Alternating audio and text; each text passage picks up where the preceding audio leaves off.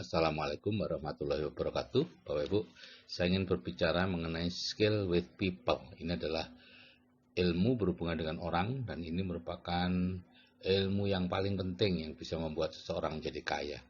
Jadi rata-rata orang yang kaya tadi tidak memiliki keterampilan akademis yang tinggi atau istilahnya agak bodoh lah di sekolah ya. Sehingga dia kemudian mengembangkan keterampilan lain untuk bisa menarik hati orang pada dirinya, yaitu yang disebut EQ atau emotional quotient, dan itulah yang kemudian bermanfaat kepada kehidupan dia selanjutnya sehingga membuat dia menjadi kaya. Nah, sebagian besar orang yang dipecat dari jabatannya itu karena ketidakmampuannya dalam skill with people, bukan karena kemampuan teknisnya Bapak Ibu. Tapi umumnya ini ya, kasar kepada atasan, kasar kepada bawahan, membantah atasan dengan seenaknya, merasa punya hak untuk melurus-luruskan atasan. Itu semua adalah kerendahnya kemampuan skill with people dari orang tersebut ya. Dan orang itulah yang kemudian menjadi mudah atau dipecat dari perusahaannya. Oke, saya mulai Bapak Ibu ya. Bagaimana kita itu belajar dan membeli ya. Sebagian besar kita belajar atau membeli dengan penglihatan ya. Jadi kalau Bapak Ibu ingin barangnya laku atau ide-idenya laku, tunjukkan supaya orang melihat gitu ya. Karena dengan penglihatanlah 83% orang membuat keputusan bagaimana kita akan membeli. Bagaimana kita mengingat informasi ya, tentunya kalau hanya membaca atau mendengar rendah sekali kita ingat, tidak mudah kita ingat. Begitu juga melihat, tapi kalau kita melihat dan mendengar sekaligus itu 50%, ya 70% masih mengingat ketika kita bicara ya. 90% dari yang kita katakan ketika kita melakukan sesuatu ya. Jadi makanya para pegawai kereta api di Jepang itu setiap kali bertugas dia sambil melakukan sesuatu dia mengatakan, saya sekarang memijat tombol ini, memasang ini terus sambil dia melakukan untuk mengingat informasinya. Nah sekarang bagaimana kita memahami manusia ya, daya ingat 3 jam kemudian itu kalau kita hanya memberitahu itu hanya 70%, tapi 3 hari kemudian turun sampai 10%, tinggal 10%. Kalau kita memperlihatkan, maka 3 jam kemudian ingat 72%, tapi 3 hari kemudian tinggal 20%. Nah, tapi kalau kita gabungkan, di samping memberitahu secara lisan, kita juga memperlihatkan, maka 85% masih akan ingat dalam waktu 3 jam, dan 65% masih ingat sampai 3 hari kemudian. Jadi lebih baik memberitahu dan memperlihatkan. Nah, ini penting Bapak Ibu memahami orang dan kodrat manusia ya. Orang itu terutama hanya tertarik kepada diri mereka sendiri, bukan kepada Anda. Nah, sebaliknya, Anda juga 10.000 kali lebih tertarik pada diri Anda sendiri daripada Anda tertarik pada orang lain di muka bumi ini. Coba perhatikan pada saat Bapak Ibu melihat sebuah foto orang-orang ya. Siapa yang dicari pertama kali? Anda. Kalau foto Anda tidak ada di situ, tiba-tiba kehilangan minat itu, ya. Karena Anda sudah sebenarnya tidak tertarik pada orang lain. Nah, sifat atau kodrat manusia ini ya, yaitu egois ya, tidak usah malu, egois memang begitulah kodratnya.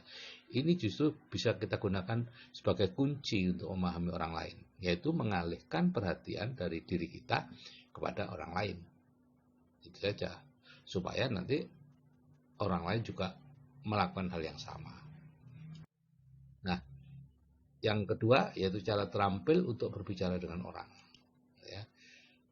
Kalau ingin berbicara dengan orang, bicaralah tentang topik yang paling menarik bagi mereka, yaitu diri mereka sendiri. Jadi berbicaralah hanya tentang diri mereka sendiri. Bertanyalah tentang mereka, bagaimana keluarganya Pak Andi, bagaimana putri Anda sudah menikah itu tinggal, apa ini foto keluarga Anda, seperti itu. Jangan hilangkan deh kosakata saya itu ya. Orang bosan mendengar kata saya. Cara terampil itu membuat orang merasa penting adalah pertama dengarkan mereka ya. Anda lihat di bab 5 nanti. Bagaimana cara mendengarkan mereka. Kemudian puji dan hargailah mereka. Gunakan nama dan foto mereka sesering mungkin. Berhentilah sejenak sebelum Anda menjawab mereka. Ya. Jadi kalau ada yang bertanya, walaupun itu pertanyaan yang mungkin ke 100 kali yang pernah Anda dengar dan Anda sudah otomatis punya jawabannya, tetap Anda harus berhenti sebentar sebelum menjawabnya. Supaya mereka tahu bahwa ini penting. Ya. Nah, kemudian gunakan kata-kata Anda, milik Anda, ya, hindari kata-kata saya. Ya. Kemudian kalau ada orang yang menunggu, Anda sedang sibuk, ada orang datang menunggu, sempatkan diri untuk keluar, ya, sambut dulu, sambut, kemudian Anda masuk lagi untuk menyelesaikan pekerjaan Anda, ya, itu orang akan merasa sangat dihargai daripada hanya maaf Bapak masih praktek, Bapak masih rapat, disuruh nunggu di sini, nah, pembantunya yang keluar, ya, jangan. 7. Perhatikan setiap orang di dalam sebuah kelompok, jangan hanya ketua kelompoknya saja yang Anda perhatikan. Cara terampil untuk menyetujui pendapat orang, ya, ini yang perlu berlatih betul, ya. Setiap orang merasa bahwa apa yang dikatakannya benar. Nah, jika ada orang yang tidak setuju dengan pendapatnya, maka dia akan menganggapnya sebagai orang lain yang tidak perlu didengar pendapatnya. Jika Anda ingin pendapat Anda didengar dan disetujui orang, terlebih dahulu Anda harus belajar menyetujui pendapat orang, terutama jika pendapatnya salah. Ya, karena orang biasa bisa sangat mudah untuk menyalahkan orang lain. Dibutuhkan orang yang benar-benar pintar, bijak, berwawasan tinggi, berpandangan luas untuk bisa menyetujui pendapat orang lain, terutama kalau pendapatnya itu salah. Ya, disitu kita Anda harus belajar, ya. Walaupun ada katakanlah kebenaran meskipun pahit, ya itu secara luas, tapi secara teknisnya Anda setuju dulu. Nanti kebenarannya Anda baru sampaikan nanti, jangan sekarang. Jadi tahap-tahapnya adalah Anda perlu belajar dulu untuk menyetujui, ya, setuju dengan orang lain. Kemudian katakan pada orang itu bila Anda setuju dengan mereka. Oh iya Pak, saya setuju Pak dengan Anda Pak. Nah itu, walaupun Anda sebetulnya menganggapnya itu salah, setuju aja dulu, gitu ya. Terus jangan katakan pada orang bila Anda tidak setuju dengan mereka, kecuali mutlak perlu, ya. Dan lama-lama kalau Anda belajar, Anda tidak pernah mengatakan lagi kok, gitu ya. Anda akan selalu setuju, gitu ya. Kalau Anda sudah semakin pintar, gitu ya. Nah, 4, akuilah bila Anda salah, ya. Semakin cepat Anda mengakui Anda salah, semakin cepat pula dan semakin cepat selesai masalahnya, dan orang akan menghargai Anda kalau Anda mengakui orang salah, daripada bulat saja seolah-olah Anda benar, gitu ya. 5, tahanlah diri Anda untuk tidak berdebat, karena tidak ada positifnya sama sekali dalam hal berdebat, Bapak Ibu, ya. Berdebat selalu negatif, hasilnya semua kalah, tidak ada yang menang dalam berdebat, gitu ya. Paling orang yang lebih bijak akan berpikir, sing waras kalah, dan dia pura-pura kalah, dan enggak. Karena orang semakin orang merasa pendapatnya itu selalu benar. Kalau tidak benar, tidak akan dikemukakan. Orang tidak akan pernah mengatakan sesuatu yang memang salah, kecuali dia agen intelijen atau apa, gitu ya, yang dia sendiri tahu ini salah tapi tetap dikatakan, atau politikus, ya lain lagi, ya. Tapi secara normal orang selalu mengatakan selalu mengatakan hal yang menurut dia benar. Sehingga kalau diluruskan, dia akan merasa semakin bertahan bahwa itu benar. Jadi jangan berdebat. Terus yang terakhir, yang ke-6, tanganilah orang yang berkelahi dengan cepat, dengan tepat, ya. Orang yang berkelahi hanya ingin berkelahi, jadi ya udah, tidak usah diteladeni, gitu ya. Nanti dia akan malu sendiri, gitu ya. Cara terampil untuk mendengarkan orang, Bapak Ibu, ya. Semakin Anda mendengarkan, Anda akan semakin pandai, semakin disukai, dan semakin baik sebagai pembicara. Kenapa? Karena seorang pendengar yang baik dianggap pembicara yang baik. Karena dia sedang membiarkan Anda untuk mendengarkan pembicara yang paling favorit bagi Anda, yaitu Anda sendiri, ya. Caranya gimana untuk mendengarkan orang? Yang pertama, menatap orang yang sedang berbicara. Jadi kalau Anda pantas mendengarkan dia, maka Anda pantas pula untuk menatapnya.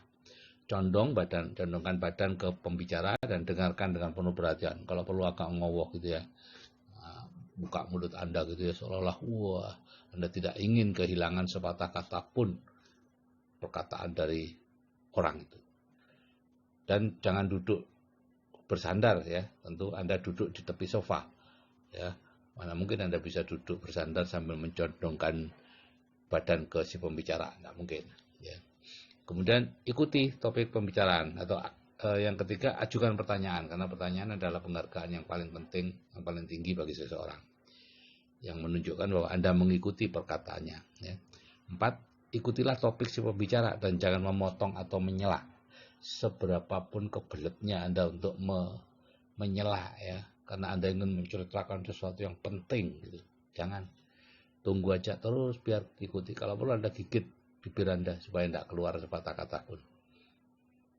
Yang kelima, gunakan kata-kata si pembicara, Anda, milih Anda ya, kalau pada waktu bertanya. Bagaimana cara terampil untuk mempengaruhi orang ya? Mempengaruhi orang itu cukup mudah Bapak Ibu, yaitu Anda perlu mengetahui apa yang orang itu inginkan, itu aja gitu ya. Dan di pendidikan N21 sudah ada itu 9 faktor motivasi, 5 pertanyaan emas, itu semua untuk mengetahui apa yang orang inginkan ya. Dan itu bisa Anda pakai dalam segala hal gitu ya. Setelah Anda tahu apa yang orang inginkan, Anda tinggal menunjukkan bagaimana mereka bisa mendapatkan apa yang mereka inginkan dengan melakukan apa yang Anda ingin mereka lakukan ya. Jadi kalau misalnya ada orang bertanya, Pak, ke balai kota mana Pak? Oh, sebelah sana gitu ya. Nah, sulit Pak kalau Bapak Anda pakai mobil ini, pakai ojek itu aja karena macet di sana. Anda parkir aja di sini. Itu artinya Anda menunjukkan bagaimana mereka bisa mendapatkan, yaitu mereka ke balai kota dengan melakukan apa yang Anda ingin mereka lakukan, yaitu naik ojek. Cara terampil untuk meyakinkan orang ya. Nah, ini orang itu skeptis ya Ibu dengan sesuatu yang dianggap menguntungkan kita.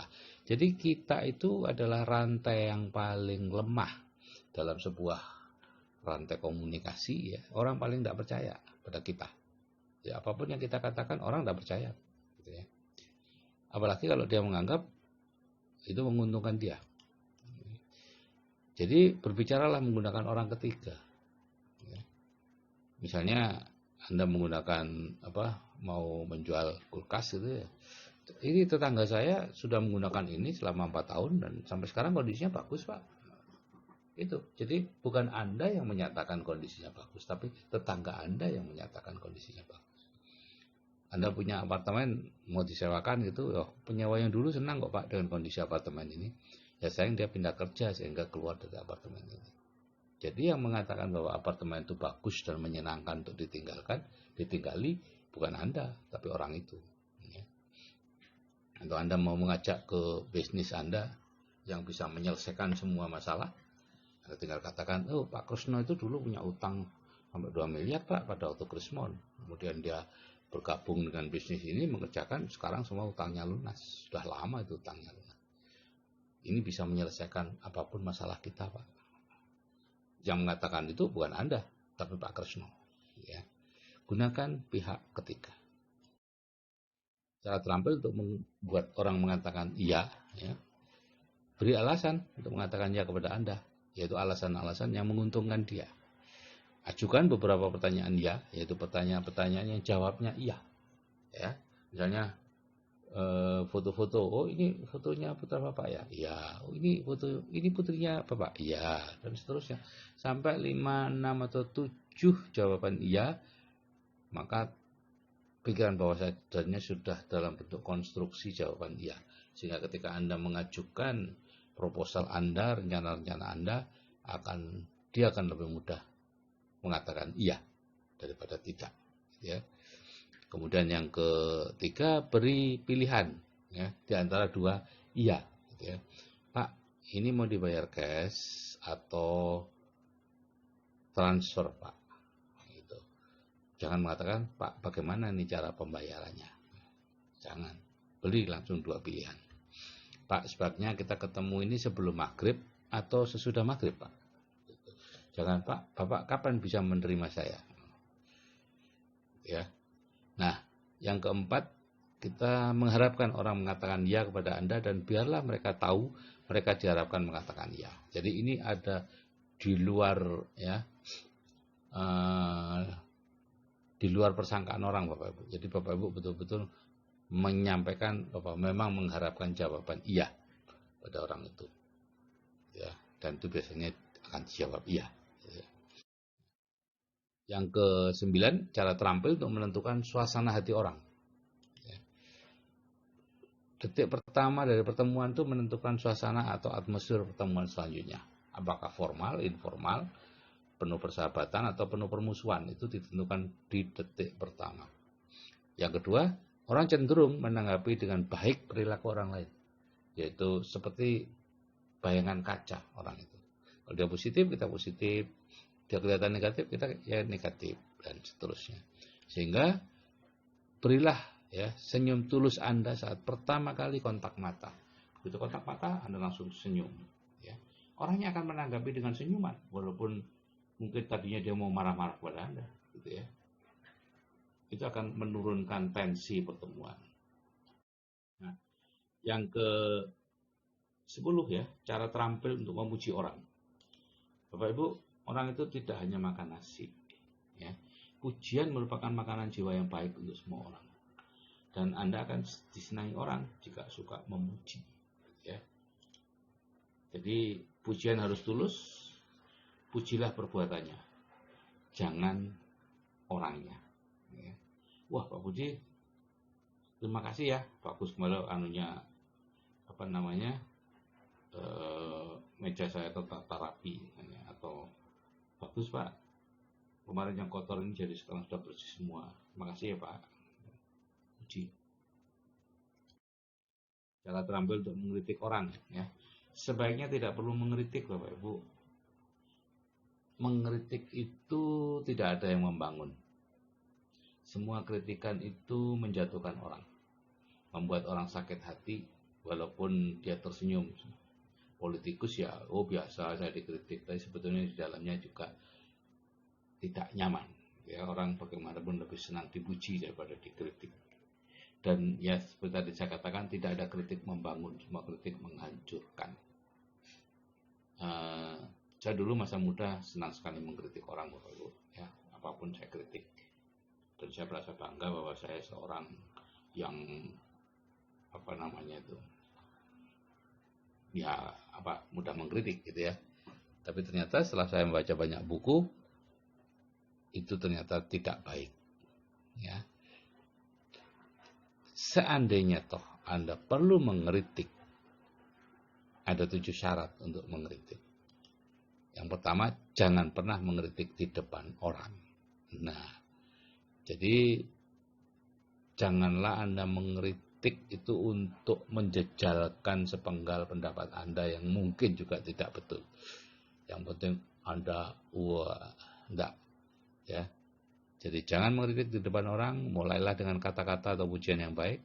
Kritik perbuatannya bukan orangnya. Sediakan jawabannya, jangan asal kritik gitu ya.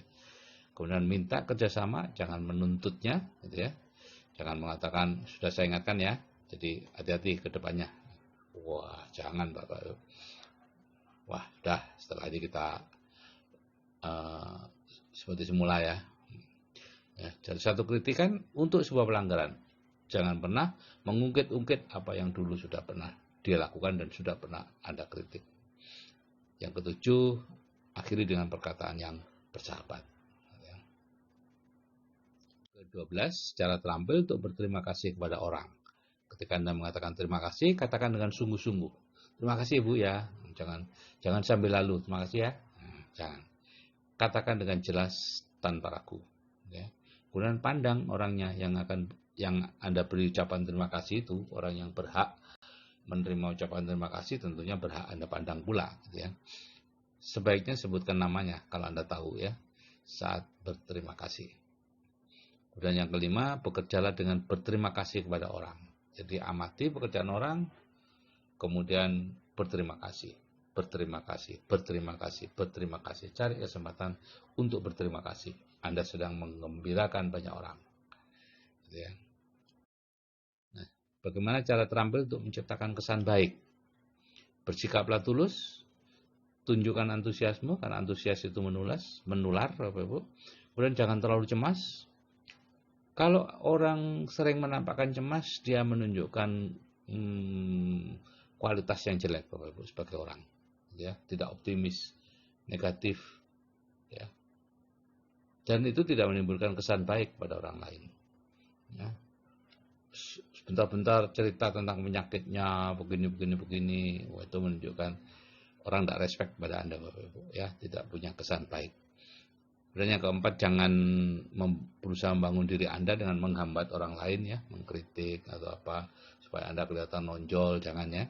Dan yang kelima, jangan memukul siapapun atau apapun, ya, memukul secara fisik maupun secara mental dengan perkataan-perkataan yang menghina dan sebagainya. Yang ke-14, cara terampil untuk melakukan percakapan. Ketahuilah apa yang Anda katakan. Jangan berdiri terus bengong gitu, ya.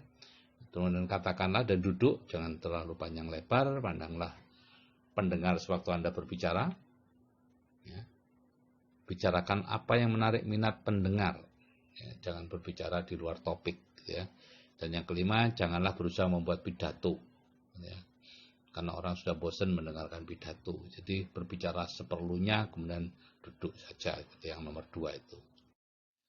Nah, Bapak Ibu, ilmunya sendiri tidak terlalu bernilai, ya, tapi penggunaan ilmu ini yang membuatnya bernilai, ya, dan akan memberikan kehidupan yang luar biasa kepada Bapak Ibu kalau Bapak Ibu bisa menerapkan ini, belajar ini, ya, dengarkan berkali-kali, baca e-booknya berkali-kali supaya Bapak Ibu tahu bagaimana cara menghadapi orang atau memiliki people skill. Dan Bapak Ibu perlu tahu, hidup tidak membayar Anda atas apa yang Anda pikirkan atau Anda ketahui, tapi hidup membayar Anda atas apa yang Anda lakukan. Jadi lakukan saja langkah-langkah dalam berhubungan dengan orang. Oke Bapak Ibu, kalau saya yang sudah berumur saja bisa, saya percaya Anda juga pasti bisa. Saya akhiri sekian. Wassalamualaikum warahmatullahi wabarakatuh. Salam sejahtera untuk yang lain.